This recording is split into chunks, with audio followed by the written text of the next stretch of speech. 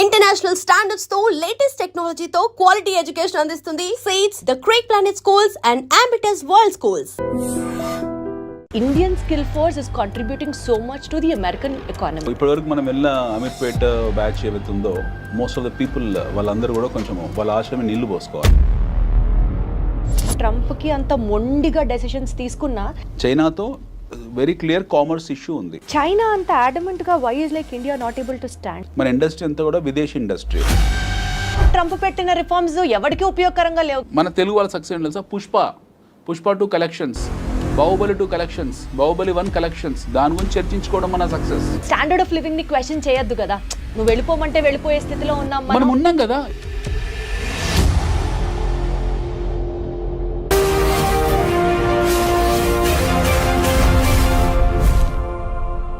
చూడు, ఒక్కవైపే చూడు, ఇంకోవైపు చూడాలనుకోకు. ఇది మీ అందరికీ బాగా తెలిసిన డైలాగే అయినప్పటికీ కూడా ఐ రియలీ విష్ ఇండియన్స్ అందరం ఒకే స్టాండ్ మీదకి వచ్చి ట్రంప్కి మన పవర్ ఏంటో ఈ స్టైల్లో చెప్పాలనిపిస్తూ ఉంటుంది. Because those reforms what he has been introduced are visa మీద రెస్ట్రిక్షన్స్ కానీ ఈ అంశాలన్నింటినీ ఇండియా అండ్ యుఎస్ ఈ టైజ్ ఏదైతే ఉన్నాయో be it in terms of economics or in terms of trade or in terms of whatever XYZ reasons ఇవన్నీ ఎలా effect అవుతాయి లేదా ఎఫెక్ట్ అవుతాయన్న భ్రమలోనే మనం బతుకుతున్నామా? Would it really or seriously make any sense? ఈ టాపిక్స్ గురించి మాట్లాడడానికి let me introduce the guest to you first. ఈ సబ్జెక్ట్ ఆ సబ్జెక్ట్ అని కాదు. Be it about mutual funds, he's there. Beat about investments, he's always there. And beat about geopolitics, he says tana kante best inkokal leru ani, and absolutely is what I also feel. Let me take the privilege to invite our guest for the show today, Anil AKV garu unnaru. Hello Anil garu. Hi ma'am. Ela unnaru? I am good.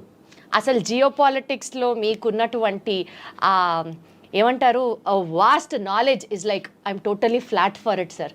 అది మీరు travel చేసిన విధానం కావచ్చు, మీరు work చేసినటువంటి మీ past prior work experience వల్ల కావచ్చు, వాట్ ఎవర్. బట్ ఈ టాపిక్స్ గురించి డిస్కస్ చేయడానికి నాకు మీరే పర్ఫెక్ట్, మీతోనే కరెక్ట్ అని అనిపించింది.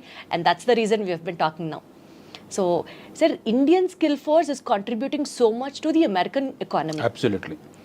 ఈ నేపథ్యంలో restrictions on visa, H1B reforms, Trump రీసెంట్గా ఇంట్రడ్యూస్ చేసినటువంటి వీటి దృష్ట్యా how are it going to be affected? What would you have to say about it? It is very positive.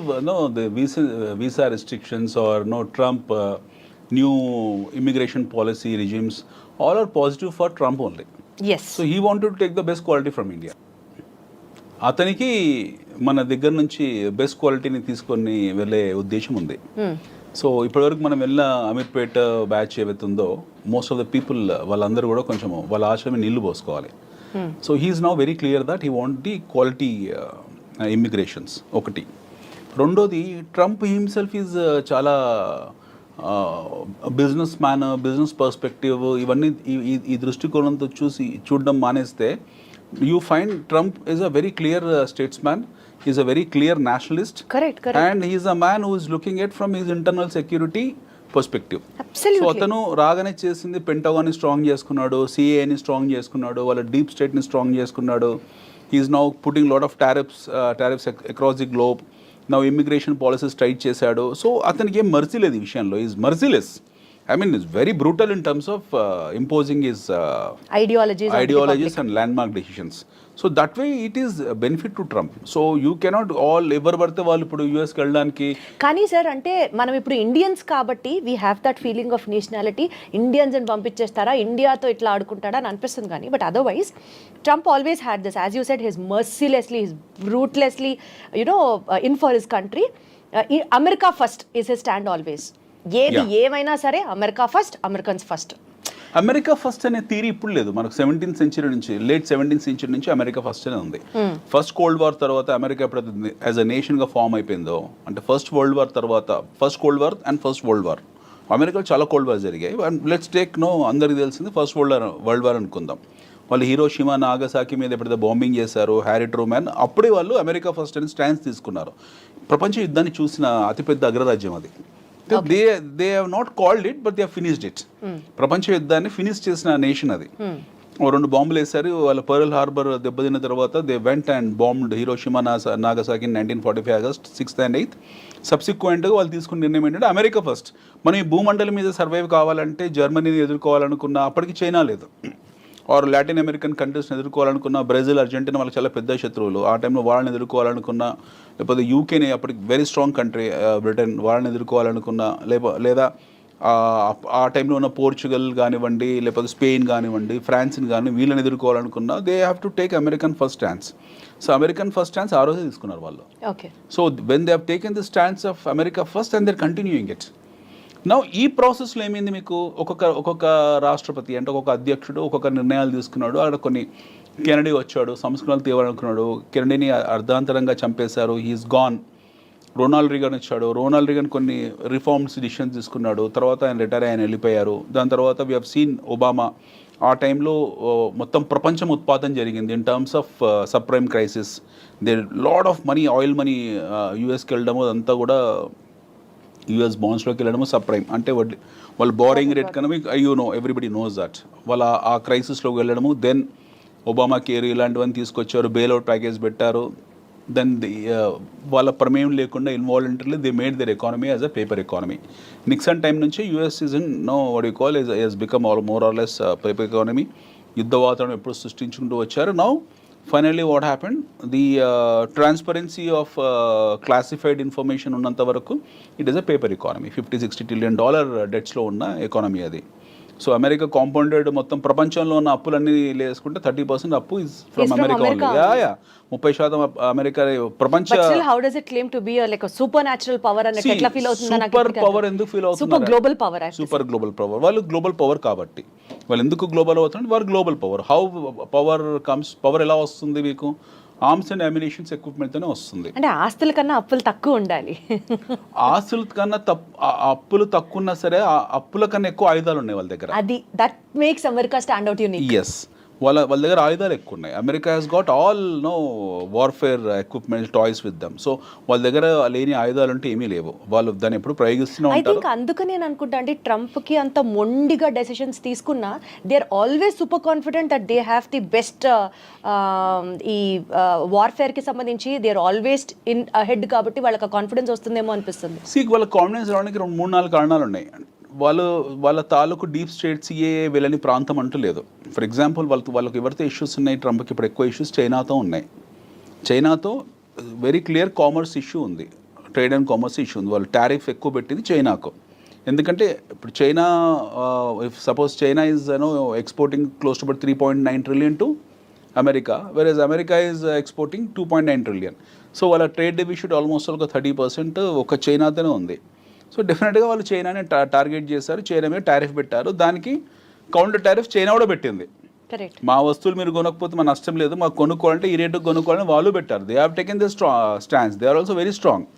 Now Trump is not sparing anyone in terms of tariffing. ఇప్పుడు we have to understand 2 things.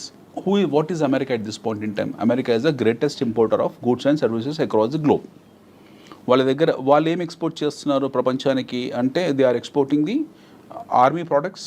ప్రపంచం మొత్తాన్ని కూడా army products export చేస్తున్నారు. 1 IT products export చేస్తున్నారు. 2 automobile export చేస్తున్నారు. 3 so ఈ 3 లేకుంటే ప్రపంచం బ్రతకదా అంటే బ్రతుకుతుంది, హ్యాపీగా బతుకుతుంది. ప్రపంచానికి వచ్చిన నష్టం ఏం లేదు. Whether America exist or not doesn't matter for the world. America లేనప్పుడు కూడా ప్రపంచం ఉంది, అమెరికా తర్వాత ప్రపంచం ఉంటుంది.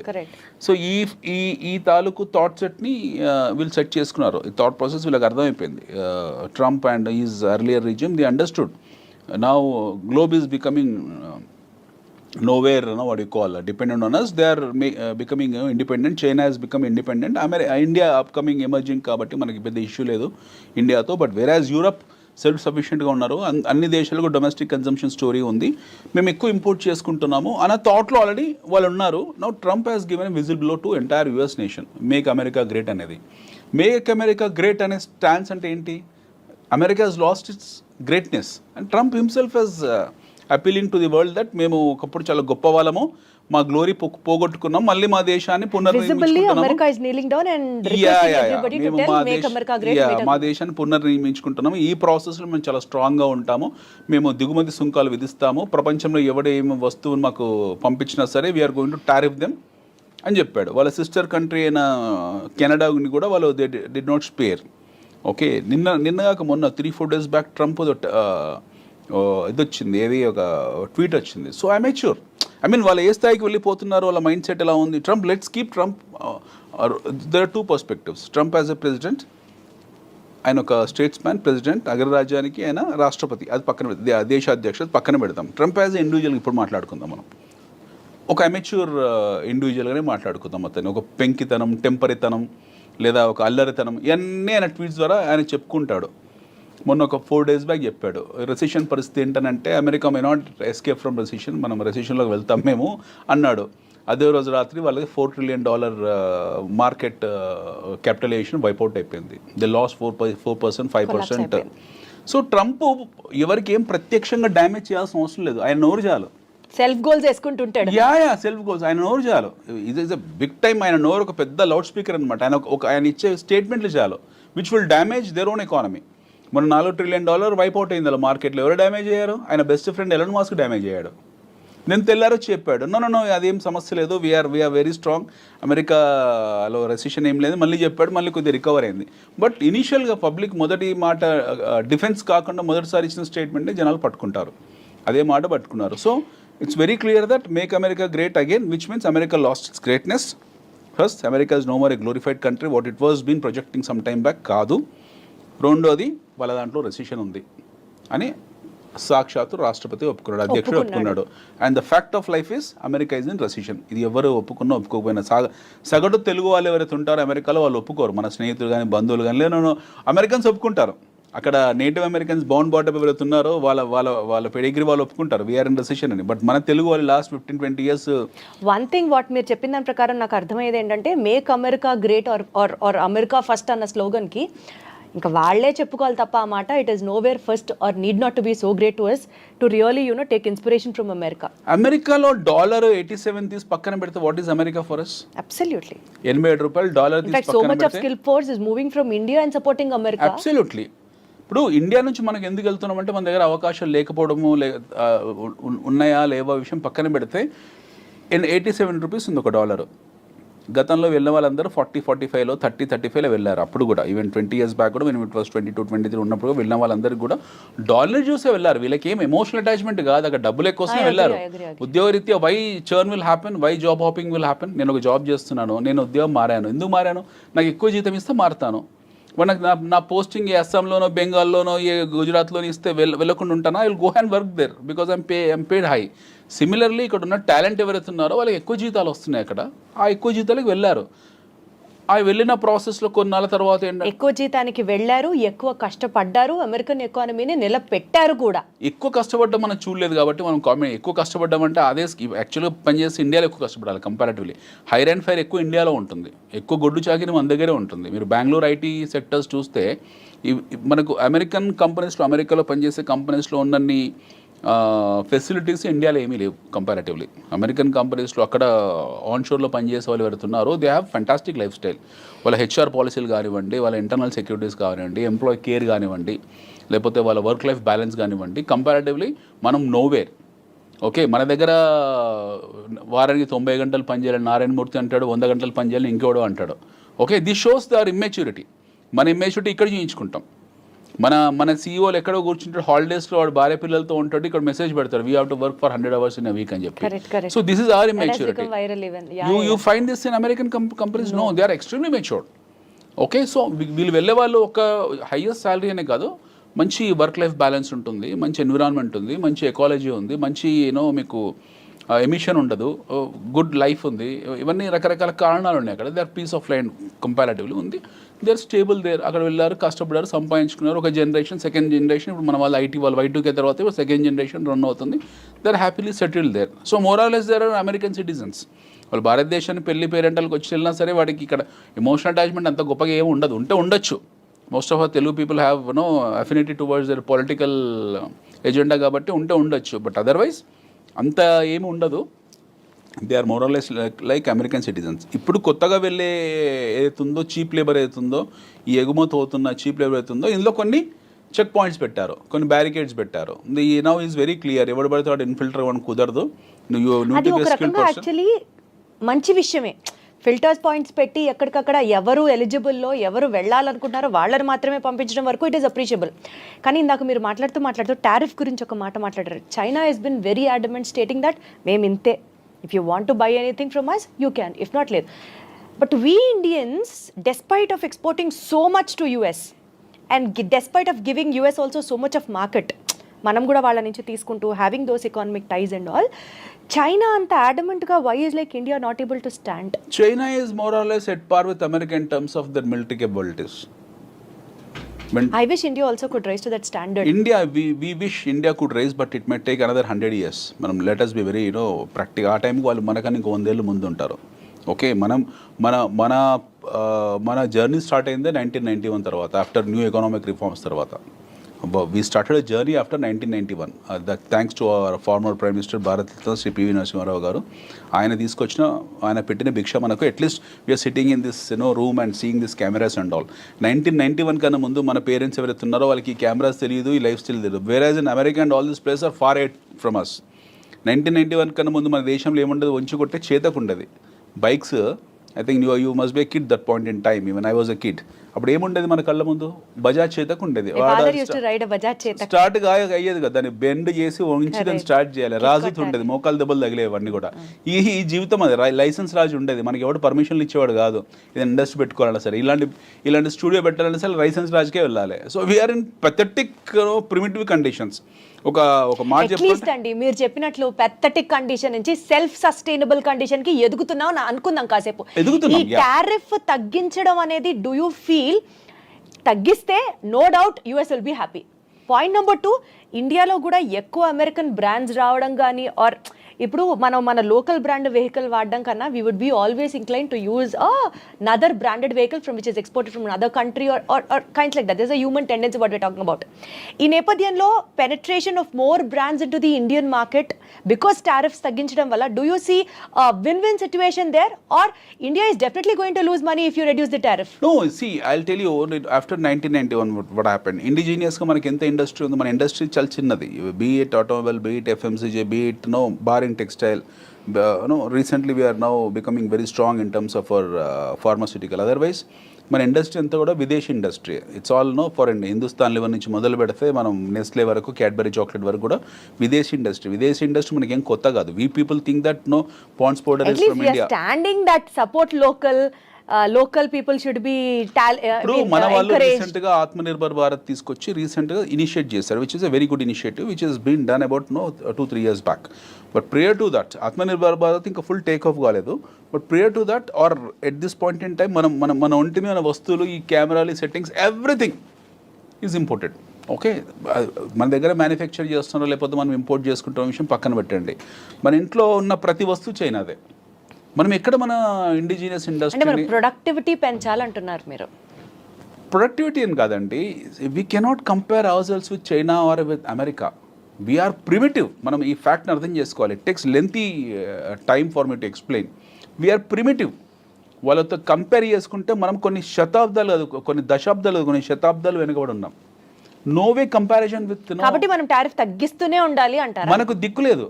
I'm telling you in a very blunt layman words, మనకు దిక్కు లేదు. We don't have any stands. అమెరికాని వెళ్ళి, ఇప్పుడు కెనడా ఉంది ఫర్ ఎగ్జాంపుల్. ఎస్టర్డే అప్పుడు ప్రతి ఒక్కడు వచ్చి వాడే ప్రోడక్ట్ ని అమ్ముకుంటాడు, కానీ ఇంకా మనం ఎదిగేది ఎప్పుడు? 2 రోజుల క్రితము ఏం జరిగిందో చూడండి. 2 days back Trump has tweeted saying that కెనడాని టీజ్ చేస్తూ ట్వీట్ చేశాడు. ఏమని చేశాడు? We are importing your lumber, we are importing your rakes, ఏదో మాట్లాడంతా. మా దగ్గర మా దేశంలో ఎక్స్ రేటు, కోడిగుడ్ల రేటు తగ్గిపోయాయి, కోళ్ళ రేటు తగ్గిపోయాయి, కోడికల రేట్లు తగ్గిపోయాయి అని చెప్పేసి ఒక అధ్యక్షుని స్థాయిలో పెట్టాల్సిన మెసేజ్ కాదు, బట్ పెట్టాడు. ఓకే అనుకుందాం, ఆయన మెచ్యూరిటీస్ అలాగే ఉన్నాయి. Now direct is attacking A country like Canada వాళ్ళ సావరెనిటీని అటాక్ చేశాడు ఆయన. కెనడాని కెలుకుతున్నాడు, చైనాని కెలుకుతున్నాడు, ఇండియాని కెలుకుతున్నాడు.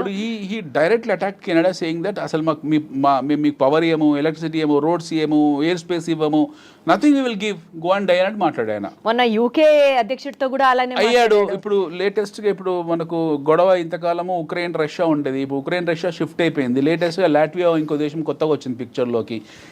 ఇవి జరుగుతూనే ఉంటాయి కంటిన్యూస్గా. I'm talking about why we're so backward. ఇప్పుడు మీరు చైనాతో మనకు కంపారిజన్ ఎలా చేసుకుంటామండి? We cannot compare with China. China వాళ్ళ ఇండిజినియస్ ఇండస్ట్రీ అవుతుందో వాళ్ళ కుటీర పరిశ్రమ ఏదైతే ఉందో దాన్ని ఆర్గనైజ్ చేసుకున్నారు. ఒక 1980s we and China are at par in terms of our GDPs. చైనాది మనది సేమ్ జీడిపి. మీరు చెప్తే చాలా ఆశ్చర్యపోతారు. ఇక్కడ 1980 నుంచి 84 మధ్యలో anybody can take the statistic books, వాళ్ళు ఒక రికార్డ్స్ తీసుకోవచ్చు, క్లాసిఫైడ్ రికార్డ్స్ పెట్టుకోవచ్చు. ముందు భారతదేశం చైనా are at the same terms of GDP in terms of same terms of growth rate. మన ఇద్దరికన్నా కొంచెం ఫార్వర్డ్లో ఉన్న దేశం పాకిస్తాన్. మన ఇద్దరికన్నా గ్రోత్ ఎక్కువ ఉన్న దేశం పాకిస్తాన్. వేరాజ్ చైనా భారతదేశం కంపారిటివ్లీ పాకిస్తాన్ కన్నా వెనుకబడ్డ దేశం. Today is Pakistan far behind then Bangladesh also. That's a different story. వాళ్ళ జియో పాలిటిక్స్ వేరే ఉన్నాయి. But China as at par with America ఈరోజు కావడానికి కారణం 40-50 ఏళ్ళలో ఏం చేశారు మ్యాజిక్. వాళ్ళు మళ్ళీ 1980s నుంచి 40 yearsలో వాళ్ళు చేసిన మ్యాజిక్ ఏంటి? వాళ్ళ దగ్గర అలావుద్దీన్ అద్భుత ద్వీపం ఉందా, లేకపోతే హ్యారీ పోటర్ ఏమైనా అలాంటిది ఉందా? ఏమీ లేదు. They just organise their indigenous industry. వాళ్ళ కుటీర పరిశ్రమని ఆర్గనైజ్ చేసుకున్నారు. పని వృత్తులు ఏవైతే ఉంటాయో, వృత్తి కళలు ఏవైతే ఉంటాయో వాటిని ఆర్గనైజ్ చేసుకున్నారు. China has done a very simple thing. మన దగ్గర చేనేత పరిశ్రమ ఉంది, చైనాలో చేనేత పరిశ్రమ ఉంది. మన దగ్గర బొట్టు బిళ్ళల పరిశ్రమ ఉంది, వాళ్ళ దగ్గర బొట్టు బిళ్ళల పరిశ్రమ ఉంది. గాజుల పరిశ్రమ మన దగ్గర ఉంది, వాళ్ళ దగ్గర ఉంది. బ్యాంబూ మన దగ్గర ఉంది, వాళ్ళ దగ్గర ఉంది. What the world wants, China started They developing. made everything organized. Everything as a special economic zone. ప్రతి వ్యాపారాన్ని స్పెషల్ ఎకనామిక్ జోన్ కింద తీసుకొచ్చి పెట్టారు. వాటికి సంబంధించిన ఫెసిలిటీస్ ఏర్పాటు చేశారు. వాటి మార్కెట్ని ఐడెంటిఫై చేశారు. ఆ మార్కెట్ నీడ్స్ని దృష్టిలో పెట్టుకున్నారు. ఇక్కడ ఉత్పత్తులు తయారు చేశారు. అందరు అక్కడ ఉన్న ప్రజలందరికీ పని చేసుకోవడానికి పని కల్పించారు. అందరు వెళ్ళి పని చేయడం మొదలుపెట్టారు. ఉత్పత్తి వ్యవస్థ పెరిగింది. The production has increase. Then the started focusing on productivity. ముందు ఉత్పత్తి మీద ఫోకస్ చేశారు, తర్వాత ఉత్పాదకత ప్రొడక్టివిటీ పెంచారు. ఆ దేశంని టార్గెట్ చేశారు. ఆ దేశంకి వస్తువులు డంప్ చేయడం మొదలుపెట్టారు. So now what happened? అమెరికాలో ఏం జరిగింది? అమెరికాకు వెసులుబాటు చైనా ఇవ్వలేదు. వాడు సొంతంగా పరిశ్రమ పెట్టుకునే అవకాశాన్ని చైనా వాడు ఇవ్వలేదు. They made American to get use to Chinese products. Chinese వస్తువుల్ని వాళ్ళు అలవాటు పడేలా చేసేసారు కంప్లీట్గా.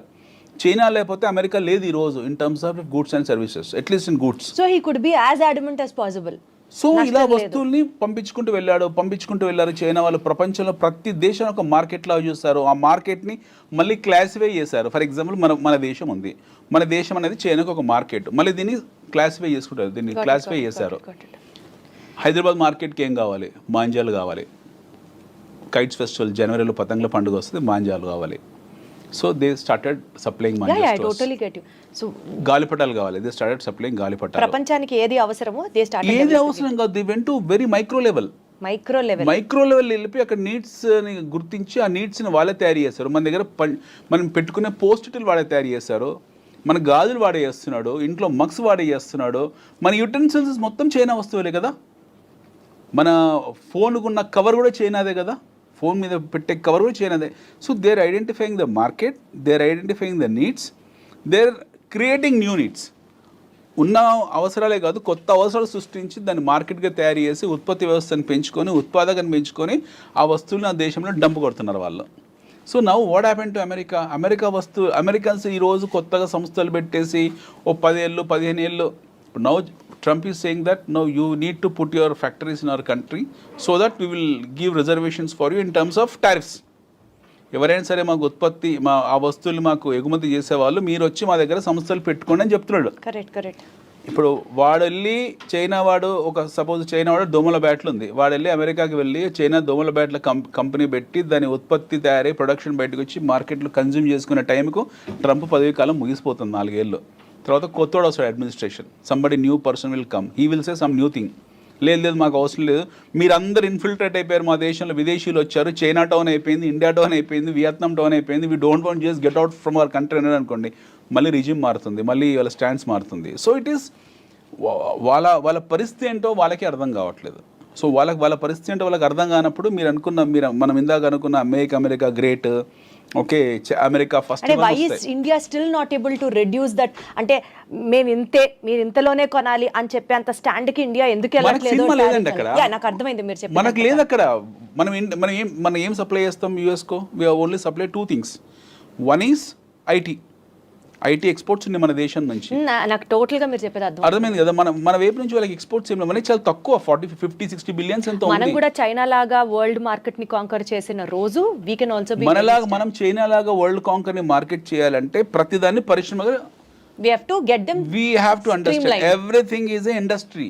ప్రతిదీ ఇండస్ట్రీని, ప్రతిదాని ఇండస్ట్రీలా గుర్తించాలా, ఇండస్ట్రీని గుర్తించిన ఇండస్ట్రీని వాళ్ళకు షాప్స్ ఇవ్వాలి, ఎకనామిక్ జోన్స్ పెట్టాలి, అందులో పొలిటికల్ ఇంటర్ఫరెన్స్ ఉండకూడదు, రెడ్ టేపిజం ఉండకూడదు, కఠినమైన చట్టాలు ఉండాలి, ఉత్పత్తి వ్యవస్థకు కావాల్సిన అన్ని వనరులు ఇవ్వాలి, ప్రజలను అందులో భాగస్వామ్యం చేయాలి. got it it's a long way to go అర్థమవుతుంది. అందుకే నేను మనకు పాసిబుల్ కాదని, మనమున్న మల్టీ పార్టీ సిస్టమ్. కానీ అండి ఇప్పుడు మనం ట్రంప్స్ రిఫార్మ్స్ గురించి మాట్లాడుతూ on visas, but one thing మనం డెఫినెట్లీ మాట్లాడుతీరాలి, గోల్డెన్ వీసాస్, గోల్డెన్ కార్డ్స్. 42 కోట్లకు $5 million గోల్డెన్ కార్డ్ ఇస్తున్నాడు. వెళ్ళొచ్చు, మీ దగ్గర డబ్బులు ఉంటే మీరు వెళ్ళండి హ్యాపీగా, నా దగ్గర డబ్బులు నేను వెళ్తాను 42 కోట్లకు పెట్టుకొని. అంటే డబ్బున్న వాళ్ళు వెళ్తున్నారు, భారతదేశంలో డబ్బున్న వాళ్ళందరూ అమెరికా వెళ్ళిపోతే మరి మన పరిస్థితి ఏంటనేది ఒక పాయింట్. భారతదేశంలో డబ్బున్న ప్రతి ఒక్కడు వెళ్ళిపోతే రేపు టెర్రరిస్టులు వెళ్ళిపోతే వెళ్తున్నారు కదా, ఇప్పుడు అమెరికాలో టెర్రరిస్టులు కొత్తగా కదా. ఏ రకంగానూ ట్రంప్ పెట్టిన రిఫార్మ్స్ ఎవరికి ఉపయోగకరంగా లేవు కదా, is what I wanted to tell you. See, the question is, the idea of gold card is he wanted to have all the wealthy people in his country,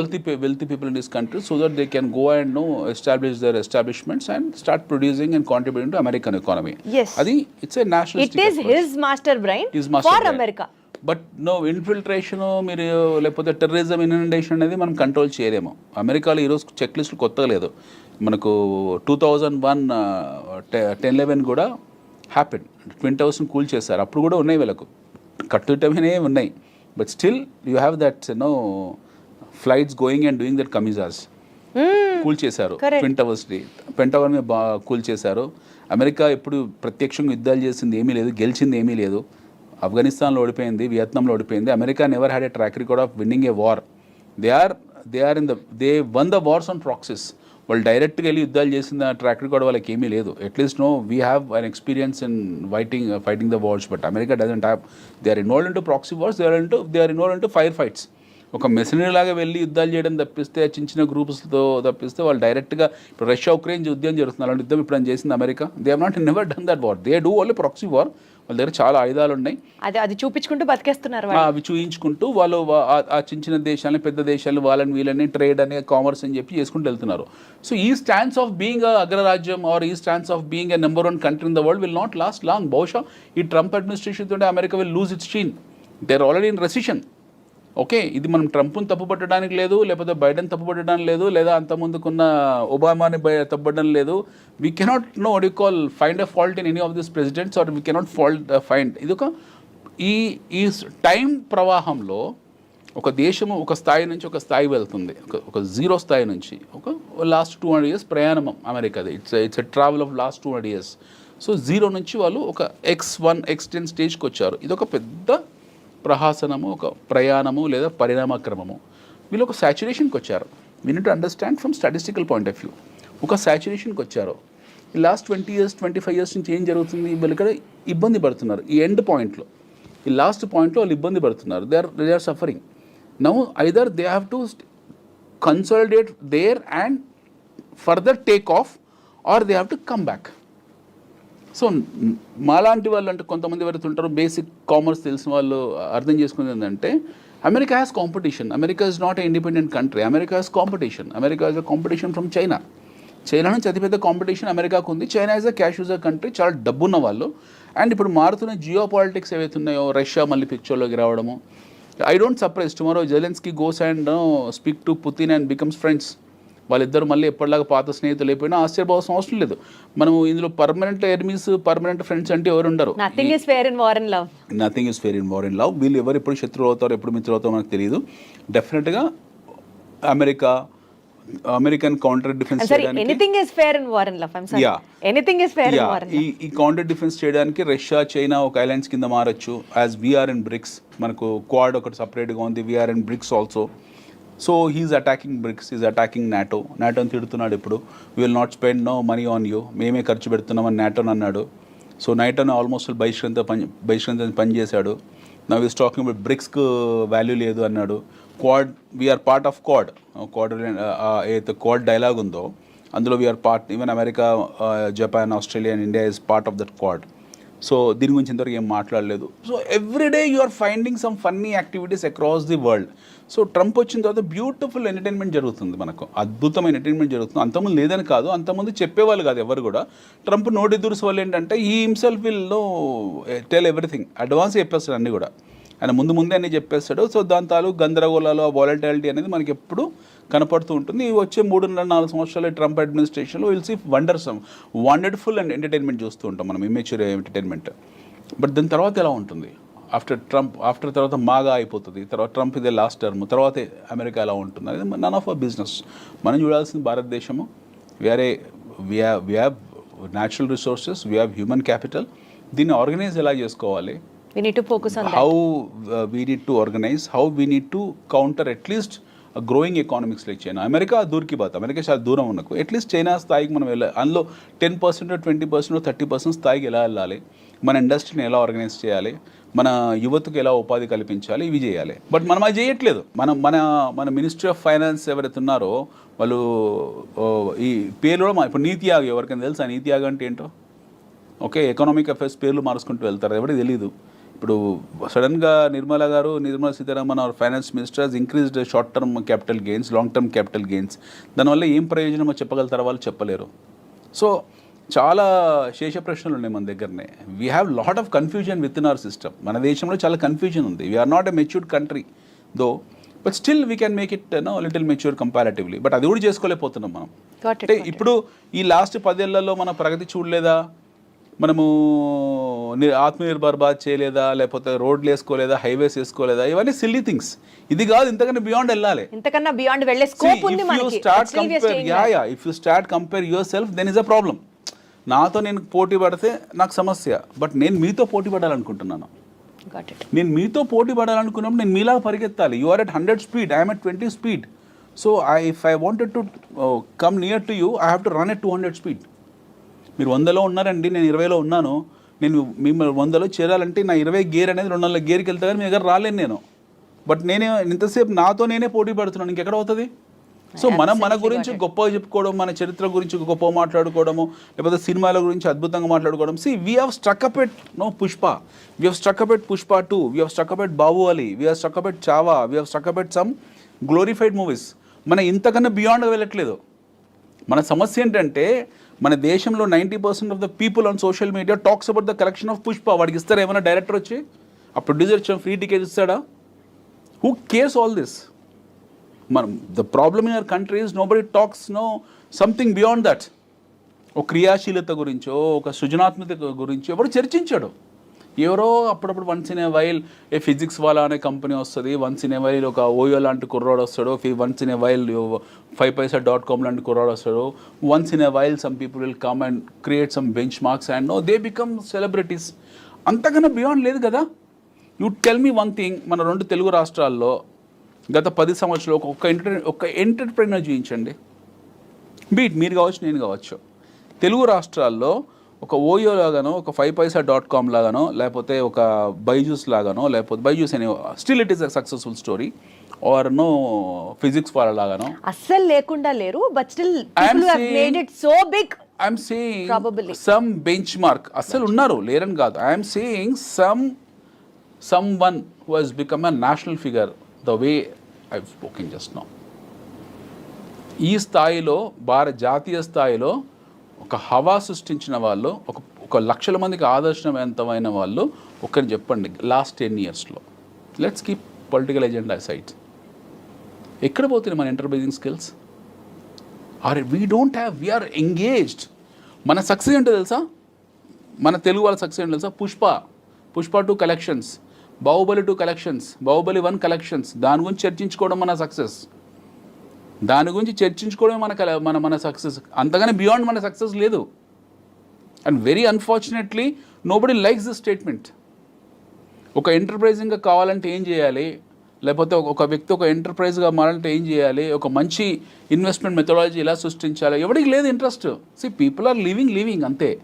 వస్తున్నాయి డబ్బులు, సంపాదిస్తున్నాము, భూముల ధరలు పెరుగుతున్నాయి. ఓ ఎకరం భూమి సడన్గా 20 కోట్లు అయింది, అమ్మేసాము. యాక్చువల్లీ అనిల్ గారు, యుఎస్ ఎస్పెషలీ ట్రంప్ విధానాలు భారతీయుల్ని ఏ రకంగా ఇన్ఫ్లుయెన్స్ చేస్తున్నాయి, ఎలా మనకి ఇబ్బంది ఉంటుంది అన్న అంశం గురించి చర్చించుకుంటున్న భాగంలో మనకి మనమే సెల్ఫ్ క్రిటిసైజ్ చేసుకుంటూ ఆగిపోతున్నాం అన్న అంశం దగ్గర ఆగి అట్లీస్ట్ మనం ఇక్కడి నుంచి ముందుకెళ్ళాలి, మనం స్ట్రీమ్ లైన్ మీరు అన్న ప్రశ్న ఇప్పుడు ఏంటి, మనం ఎందుకు మన టాలెంట్ రిటెన్షన్ బెస్ట్ క్వాలిటీ అంటే ఈ రోజు వేరే దేశం మన స్టాండర్డ్ ఆఫ్ లివింగ్ ని క్వశ్చన్ చేయొద్దు కదా. నువ్వు వెళ్ళిపోమంటే వెళ్ళిపోయే స్థితిలో ఉన్నాం మనం ఉన్నాం కదా. That's ఇప్పుడు what I'm కాళ్ళ saying. సంఖ్యలేసి పంపించాడు కదా, పంజాబ్ లో ల్యాండ్ అయ్యే 4 ఫ్లైట్స్ 1000 మందిని పంపించాడు అక్కడి నుంచి. చాలా గొప్పగా చెప్పుకున్నాడు కదా, ఒక్కొక్కటి మీద 4 లక్షల రూపాయలు ఖర్చు పెట్టి మరి తిరిగి పంపించాను, అతి సుఖాలతో ఇచ్చి పంపించాను అని చెప్పాడు. ప్రాబ్లమ్ ఈజ్ అక్కడే కదా మన సమస్య. మనం ఎవరు మాట్లాడలేకపోయాము. యుద్ధ ఖైదీలను కూడా గౌరవించడానికి ఆమ్నెస్టీ కొన్ని రూల్స్ పెట్టింది. ఒక 2 దేశాల మధ్య యుద్ధం జరుగుతుంది. యుద్ధం జరిగినప్పుడు ఖైదీని బంధిస్తారు. ఆ ఖైదీ కూడా గౌరవించి, అతను కూడా మనిషి, ఒక దేశం తరఫున పోరాడుతున్నాడు. ఇతనికి ఈ దేశానికి శత్రువు కావచ్చు, బట్ ఇంకో దేశం. సో ఒక యుద్ధ ఖైదీకి ఇవ్వాల్సిన గౌరవం కూడా ఈ రాంగ్ ఇమ్మిగ్రేట్స్ అని పంపించిన వాళ్ళకి ఇవ్వలేదు. So that's they stands because they should. వాళ్ళు డబ్బున్న వాళ్ళు, వాళ్ళకి ఆయుధాలు ఉన్నాయి, వాళ్ళకు పెద్ద దేశం కాబట్టి వాళ్ళు అలాగే ప్రవర్తిస్తున్నారు. మనం చేయాల్సిందండి, either you want to be like India or you want to be like America. We have only choice అంతే. So America will not become India. వాళ్ళు ఎట్లా America wanted to become. There are all ways of India becoming in America or India competing with China. Absolutely. మనం చేయాల్సింది ఒకటి ఏంటంటే at least మనం చైనాకి దగ్గరికి వెళ్ళాలి. అమెరికా కొంచెం దూరమైన కల్పన అది, బట్ మనం చైనా దగ్గరికి వెళ్ళాలంటే ఆర్గనైజ్ చేసుకోవాలి. లేకపోతే బైడెన్ లాంటి వాళ్ళు మళ్ళీ రేపు 1000 మందిని పంపిస్తారు, ఇంకో 1,00,000 మంది పంపిస్తారు. సో వాళ్ళు అగ్రదేశమైనటువంటి అమెరికా చేస్తున్నటువంటి రిఫార్మ్స్ మీద ఆధారపడి మన భవిష్యత్తుని మనం డిసైడ్ చేసుకోవడం కాకుండా ప్రాబబల్లీ మనమే ఆ position where we will be unbeatable or unshakable or అన్స్టాపబుల్కి రీచ్ అయితే, లైక్ యాజ్ యూ సెట్, అది ఓవర్ ప్రాసెస్ ఆఫ్ 100 years కావచ్చు, 150 years కావచ్చు, whatever it is. If at all not lately we realize the importance of becoming a superpower, definitely things going to be in a still more better way is what I have understood after talking to you. Yes. Thank you so much, Anil garu. Thanks, Thank you.